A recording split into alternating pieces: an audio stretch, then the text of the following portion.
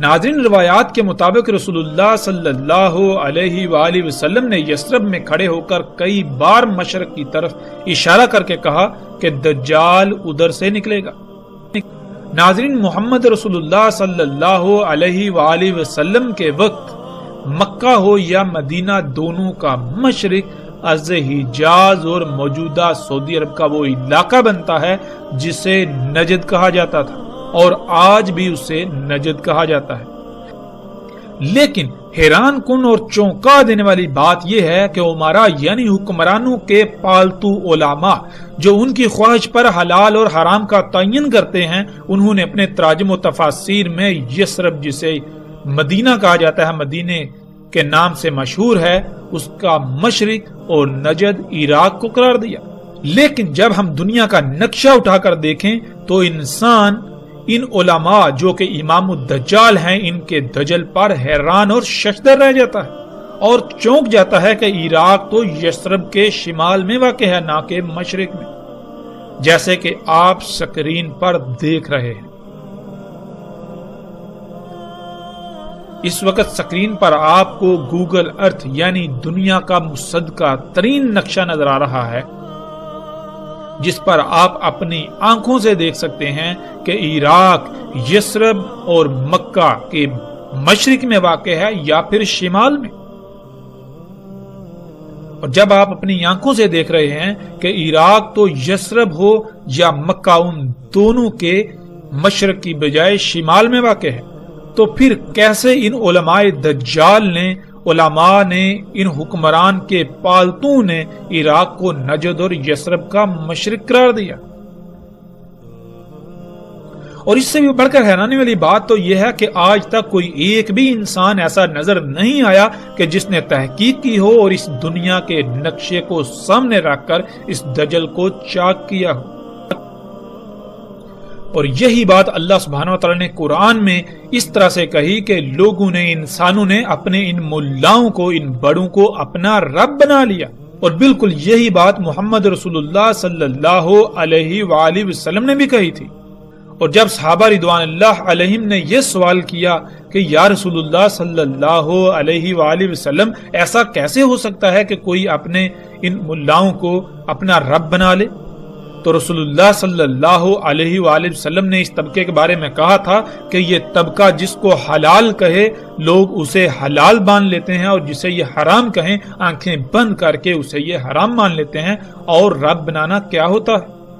اور آج دنیا میں انسانوں کی اکثریت نے اپنے ان ملاؤں کو اپنا رب بنایا ہوا ہے۔ ہر لحاظ سے دینی معاملات میں، علم کے معاملات میں انہی پر انحصار اور انہی پر توکل کرتے ہیں۔ جس کو یہ حلال کہیں اس کو حلال جانتے ہیں، جس کو یہ حرام کہیں اس کو حرام جانتے ہیں۔ کوئی ایک بھی ایسا نظر نہیں آتا کہ جو غور و فکر کرے۔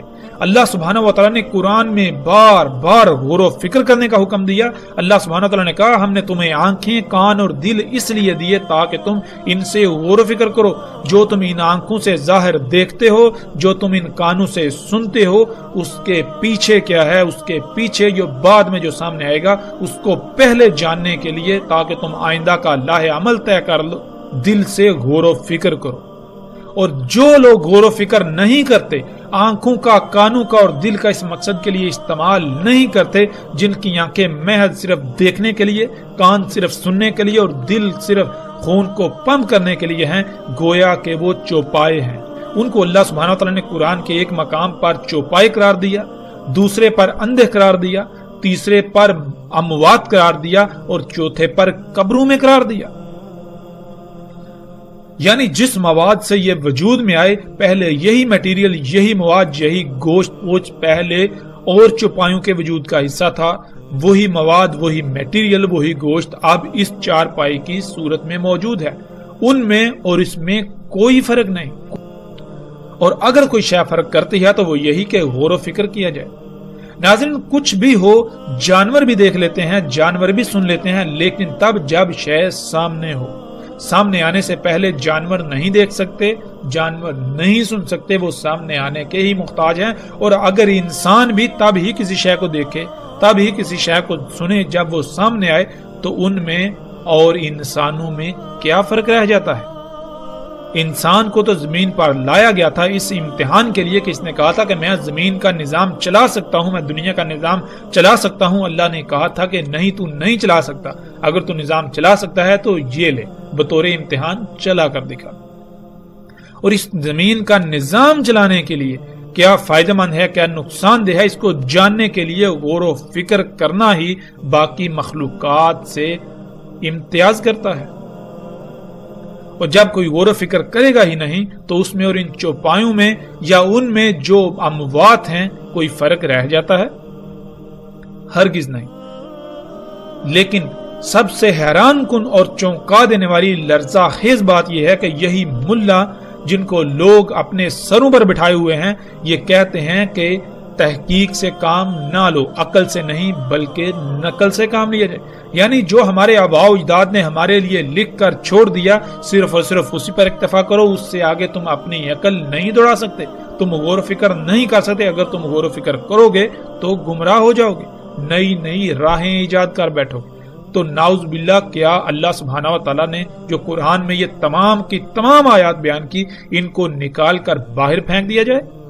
بنی اسرائیل کو اللہ سبحانہ وتعالی نے کہا کہ ان کو سور اور بندر بنا دیا گیا، تو کیا وہ جسمانی ساخت ان کی تبدیل کر کے ان کو سور اور بندر بنایا گیا، یا پھر اللہ سبحانہ وتعالی نے قرآن میں بالکل واضح کیا کہ ان پر اللہ سبحانہ وتعالی نے کہا تھا کہ ہم نے تم پر حلال کیا طیبات کو، مگر انہوں نے طیبات کو چھوڑ کر خبائث کو اختیار کیا، جس سے ان کے اندر وہی خصوصیات پیدا ہوگی جو سور اور بندر میں ہوتی ہیں۔ سور کی گردن نہیں مڑتی، اور گردن کا پیچھے نہ مڑنا اس کا مطلب یہ ہوتا ہے کہ پیچھے مڑ کر نہ دیکھ پانا، اور پیچھے مڑ کر نہ دیکھ پانا تدبر نہ ہونے کی علامت کہلاتا ہے کہ آپ نے جو پیچھے کیا آپ اس میں غور و فکر کریں اور آگے بڑھیں، تاکہ پیچھے آپ نے جو کیا اس میں جب آپ غور و فکر کریں گے اگر اس میں کوئی کمی، کوئی کجی، کوئی کوتاہی تھی تو آئندہ آپ اس کو نہیں دہرائیں گے، آئندہ آپ اس سے سیکھتے ہوئے اس سے بچنے کی کوشش کریں گے۔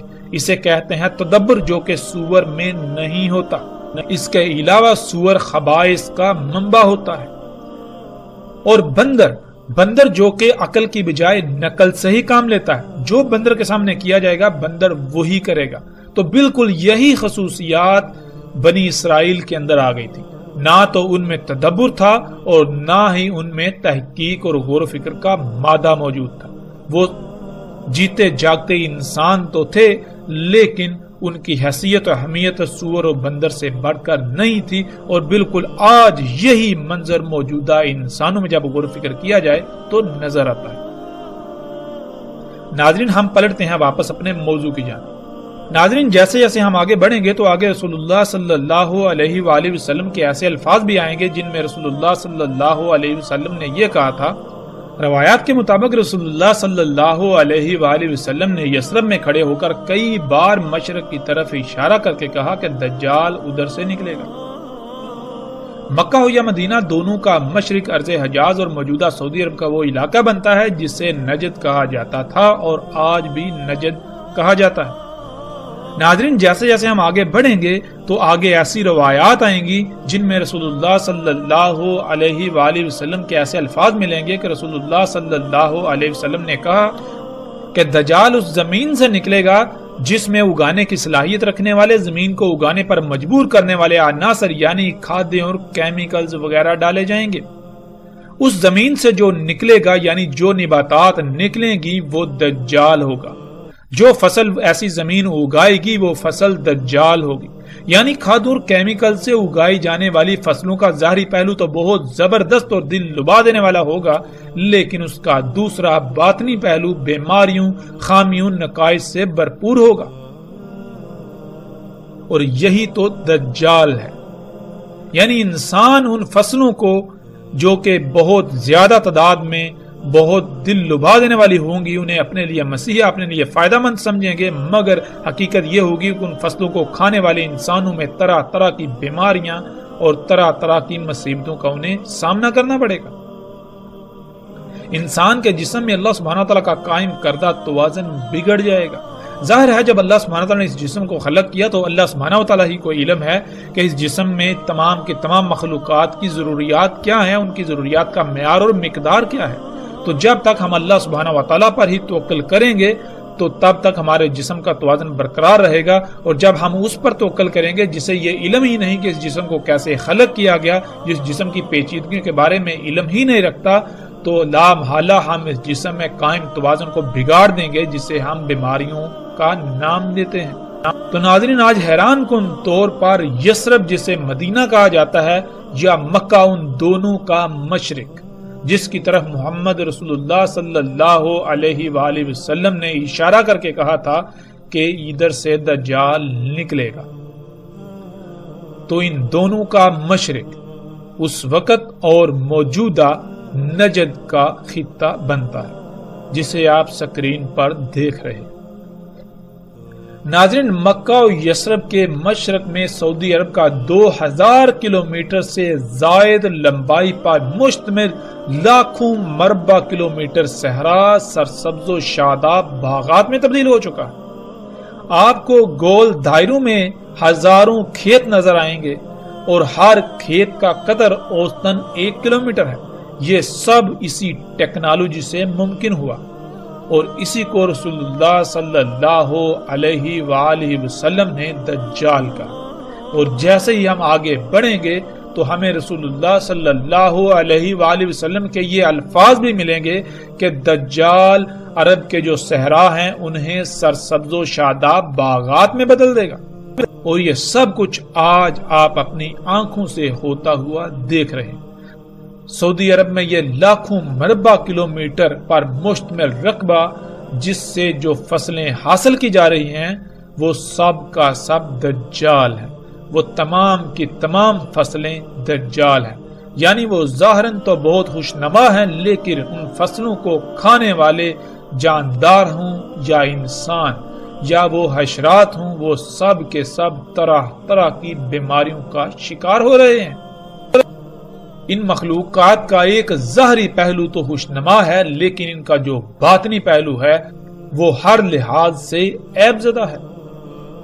اور ناظرین، وہ طبقہ جس طبقے کو رسول اللہ صلی اللہ علیہ وآلہ وسلم نے آسمانوں کے نیچے بدترین مخلوق قرار دیا، یہی علماء دجال جن کے دجل کی اصل حقیقت آپ تصاویر میں دیکھ رہے ہیں۔ آج تک شمال کو مشرق بنا کر پیش کیا جاتا رہا۔ رسول اللہ صلی اللہ علیہ وآلہ وسلم نے مکہ و یثرب کے مشرق والی زمین سے دجال کے نکلنے کا بتایا، تو انہی علماء دجال نے حکمرانوں کے پالتوں نے اس کو عراق بنا دیا کہ مشرق میں عراق واقع ہے، حالانکہ مشرق میں سعودی عرب کا نجد ہے، نہ کہ عراق۔ عراق تو سعودی عرب کے شمال میں واقع ہے، اور سکرین پر نظر آنے والی تصاویر میں آپ یہ سب اپنی آنکھوں سے دیکھ رہے ہیں۔